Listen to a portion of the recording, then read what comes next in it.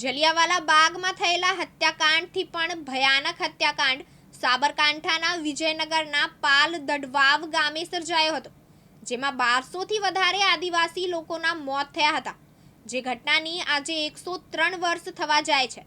7 March 1922ના રોજ ગામે અંગ્રેજ સાજટે કરેલા અંધાધૂંધ ફાયરિંગમાં 1200થી વધુ આદિવાસી સ્વાતંત્ર્ય સેનાનીઓના મોત થયા હતા, જેના પગલે આજે હત્યાકાંડની જગ્યા ઉપર વિશેષ શ્રદ્ધા સુમંત યોજાયું હતું। સાબરકાંઠા જિલ્લાના વિજયનગરમાં સર્જાયેલા આ હત્યાકાંડમાં 1200 જેટલા આદિવાસીઓ શહીદ થયેલા છે।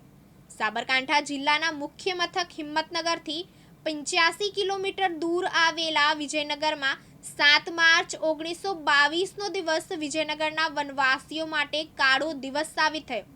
આ વિસ્તારના ગરીબ વનવાસીઓ ઉપર અંગ્રેજ સરકારે વધારાનો કર નાખ્યો હતો અને દમન શરૂ થતાં કોની કક્ષાએ વિરોધાભાસ સર્જાયો હતો, જેના પગલે તેનો વિરોધ કરવા માટે રાજસ્થાન મેવાડના જાણીતા સ્વાતંત્ર્ય સેનાની મોતીલાલ તેજાવતે પાલ અને દડવાવ પાસે આવેલા મેદાનમાં એક સભા બોલાવી હતી। આ સભામાં પોશીના અને આસપાસના ગામોના હજારો લોકો ઉમટી પડેલા અને આ કાયદો નાબૂદ કરવાના પ્રયાસો કરવાનું નક્કી થયું। ત્યારે અચાનક કોઈની બંદૂકમાંથી ગોળી છૂટી અને આ ગોળી અંગ્રેજ અમલદાર એકજી સટ્ટનના કાનની નજીકથી પસાર થઈ। ગભરાયેલા અંગ્રેજ અમલદારે સૈન્યને ગોળીઓ ચલાવવા આદેશ આપી દીધો। જો કે ગોળીબાર અટકાવવા ત્યાં ઉભેલી બાલેટાગઢ ગામની એક આદિવાસી મહિલા સોમીબેન ગામિતે સુલેહ કરાવવા માટે પોતાની સાડી અંગ્રેજો અને વનવાસીઓ વચ્ચે ફેંકી।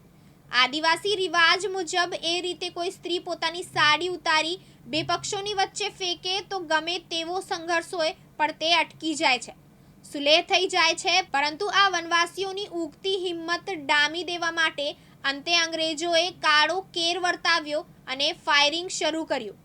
રાજસ્થાનના ખેરાવાડાથી આવેલી અંગ્રેજ પલટને કરેલા અંધાધૂંધ ફાયરિંગમાં 1200 લોકો મોતને ભેટ્યા।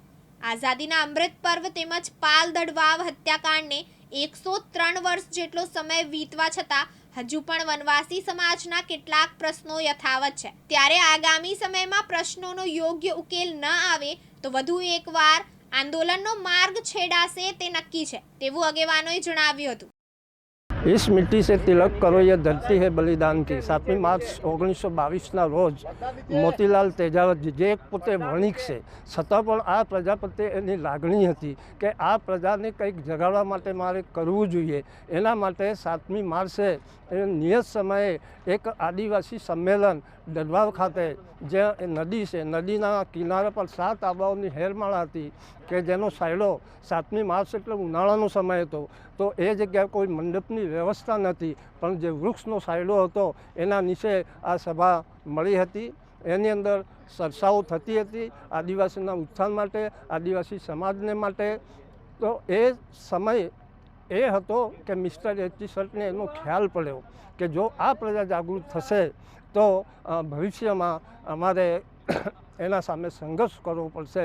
એટલા માટે આ પ્રજાને દબાવી દેવા માટે, આ સભાને દબાવી દેવા માટે એમને એચજી સટ જે એમના કપ્તાન હતા એમને આદેશ આપ્યો અને એ આદેશથી 1200 શહીદ થયા। શહીદોની યાદની અંદર આજે અમને શ્રદ્ધાંજલિ આપીએ છીએ, એમને સાચા દિલથી વધાવીએ છીએ। છેલ્લા શબ્દ હું એ કહીશ કે તમે નાખો અમને જિંદગીની આગને, આગને પણ ફેરવીશું બાગમાં, કઈ મોસાસર કરવાને મોતને પણ આવવા દો લાગમાં। જય જોહાર, જય આદિવાસી।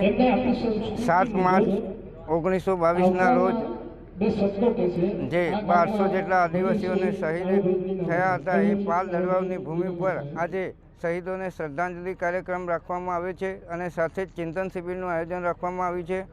આદિવાસી સમાજ આજે આ એક મંચ પર થઈ અને શિક્ષણની દિશામાં આગળ વધે અને વ્યસનોથી દૂર ભાગે અને સંગઠિત બને એવા હેતુસર આ કાર્યક્રમનું આયોજન કરવામાં આવ્યું છે, જે 1200 શહીદ વીરોને શ્રદ્ધાંજલિ આપતા આજે આ કાર્યક્રમ આયોજન કરવામાં આવ્યું છે। જય જોહાર, જય આદિવાસી। લલિત દામોર, દિવ્યાંગ ન્યૂઝ, સાબરકાંઠા।